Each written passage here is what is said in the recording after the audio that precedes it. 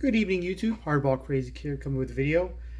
Today is I got a mail day, and it kind of inspired a video, kind of a theme video. I don't think anybody ever done a theme quite like this, so it's rather unique. I did get one card in the mail, an autograph card of a baseball legend, but not quite the legend you might be thinking of. Not a player, not a manager or coach, owner, but he is a well-known player of the past. The modern day fan may not know who he is, but if you might be familiar with it if you enjoy your old baseball movies. I'll keep you intrigued, give you a little cliffhanger until the end of the video to show my mail day card. But the theme of this video is, as you see by the title, non-uniform baseball cards. These are baseball cards, obviously, but these are guys who are not in traditional baseball uniforms, or managers or coaches or players. So these are like guys that who are baseball legends in some way of fashion, but are non-uniform guys. There's one guy in here I have baseball cards of, but he's most famous for something else, and there's a kind of uniform of a different sort. So I'm going to start out with you my two favorite baseball announcers of all time. Ernie Harwell. You grew up in the Detroit area, my age group, or older. You know Mr. Harwell, legend among legends. Grew up, listened to Tiger games in the summers, is like a third grandfather to me. Love listening to Ernie Harwell. Of course, my other favorite is Mr. Vin Scully. This is a 2013 Panini Cooperstown. If you didn't hear his little tribute to Kobe Bryant the other day, as a must listen to, very well done. I can listen to Vince Scully all day long, describing how paint dry. Love listening to his voice. Legend among legends. Next up is his ownership card, an owner card. For the most part, I'm gonna do a little mini rant here. I collect Hall of Fame players and such, but I kind of don't want to collect any Hall of Fame owners, not because they didn't play, because mostly all the Hall of Fame owners are in the pre-segregation era of, like the Wrigley's in the, if he's in the Hall of Fame, but Comiskey and Yawkey and Jacob Rubert, the Yankees, and all those guys. They pretty much systematically kept blacks out of baseball, so I don't think they really belong in the Hall of Fame. You can't really take them out of the Hall of Fame because that open up a whole bunch of can of worms. But as a whole, I have no use for them in my collection because they're the biggest racists there are. And one of the biggest reasons why you don't have a Josh Gibsons and the Buck Leonards and the Oscar Charlestons and Rube Fosters and all those guys, even though they started a great business in their own right and should be lauded for it, but at the same time they were denied many of the rights of the white players. But the only owner I ever really cared for and collected, and I think is a genius in his own right, is Mr. Bill Veeck. This is my favorite baseball owner of all time, and this is from a '76 regional Chicago great set. I consider this a active card since he's was a ownership with the White Sox. Just bought the White Sox. It's kind of a bland, boring card, but this is a few Bill Veeck cards in his days as owner, I guess, executive. My other commissioners, got a couple commissioners. One is Ford Frick. I found this card in the dollar bin in my card shop, and it's 59 or 60 tops card number 1. The Ford Frick is named after the announcers of the Hall of Fame with Harwell and Scully. Named after him. So I picked that up because I found it so cheap. And the only other commissioner card I have, because I only collect a lot of commissioner's cards, is Bart Giamatti. Not because he was one that kicked Pete Rose out of the out of baseball, but basically for two reasons. Is that he is the father, if you didn't know that, of actor Paul Giamatti. I'm sure you're all familiar who that is. Little funny fact. But I also wanted, this card came out as a tribute after his passing, and he's famous for a quote right here. as a baseball writer, green fields of the mind, and it has a great quote here. If you want to stop and pause and read it, I think it's a great quote about baseball, how it breaks your heart, and playing in the summer and the fall and all the type of stuff. But I think it's just cool card to have a reference. GM wise, I have my all-time favorite GM, of course, is Branch Rickey, 60 Fleer Branch Rickey card. I consider this an active card because he was working on getting a third baseball league in, and Continental Baseball League, as you see by the thing here. And of course, he's most famous for signing Jackie Robinson. He also started the farm systems, and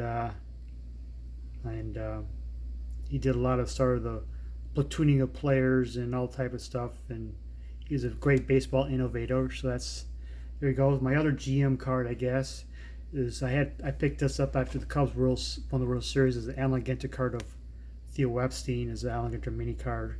I had to have him a card collection. He's the one that curse buster into the curses of the Red Sox and Cubs.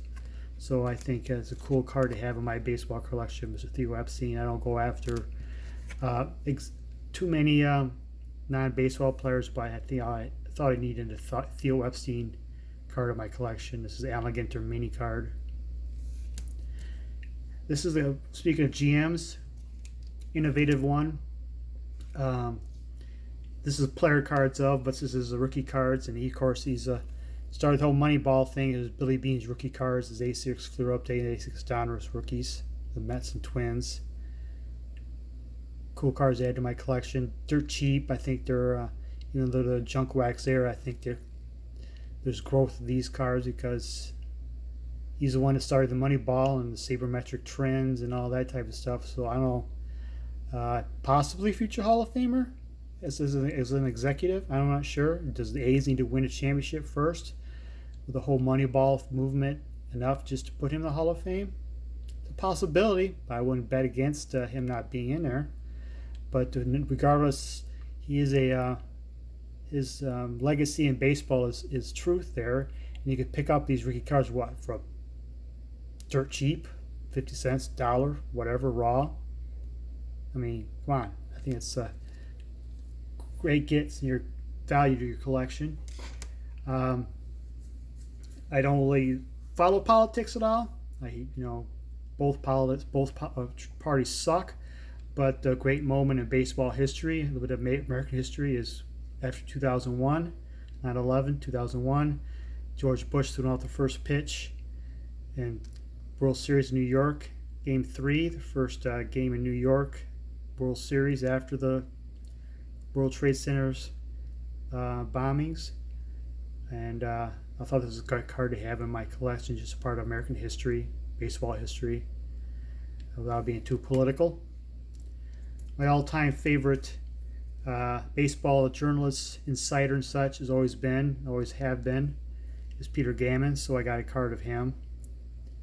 Fun fact, I actually did exchange a message with Facebook on him a couple times, he discussed something. I showed off a couple baseball cards of a player, and he got replied back, and I replied him once again, so we did share a couple messages. Of course, that's my little thing I always love listening to Peter Gammons way back in the day, ESPN and Baseball Tonight, and his expertise, his experience, his know-how. He's been in baseball so long and experiences so much. And always liked Peter Gammons, even though he's getting very much later in the years. So that's my one card of a baseball journalist, I guess. My only umpire, as this guy should call it a uniform, is Steve Palermo. This is from 1988, I think. I think this is sort of his rookie card, I guess. T&M umpire set came out. A couple of umpire sets came out in the late 80s. This is the first one.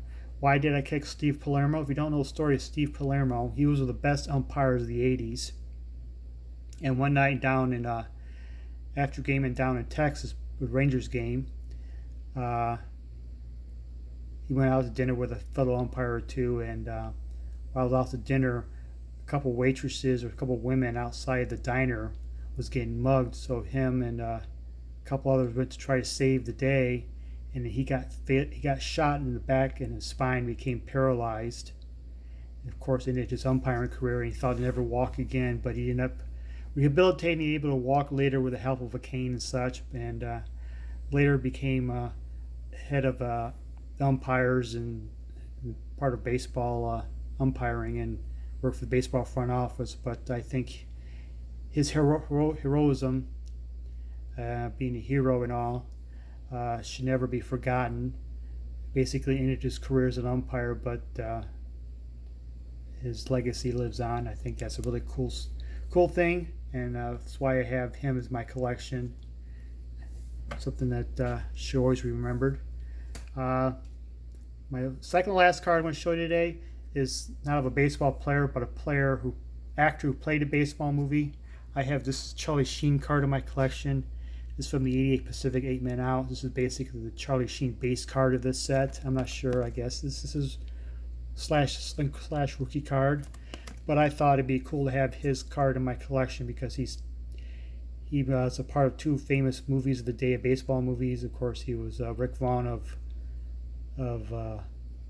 Major League, and he's a huge baseball collector and had a huge collection of what's left of it. But he's a big baseball fan and a huge baseball memorabilia, baseball card collector. Thought this would be a cool card to have in my collection. Kind of represents him in my collection being a baseball card collection. My last one is today's Mailday. My last non-uniform baseball players, and even though they're sort of in uniforms in their own way, is an autograph. I picked it up like for $2 plus shipping, dirt cheap, and you may or may not know of them. If you're my generation older, you definitely probably know of them. If you're a baseball diehard especially. It's of Max Patkin, the Clown Prince of Baseball. Got a signed autograph of him. It's 93 Fleer Pro Cards. He's a former minor league player.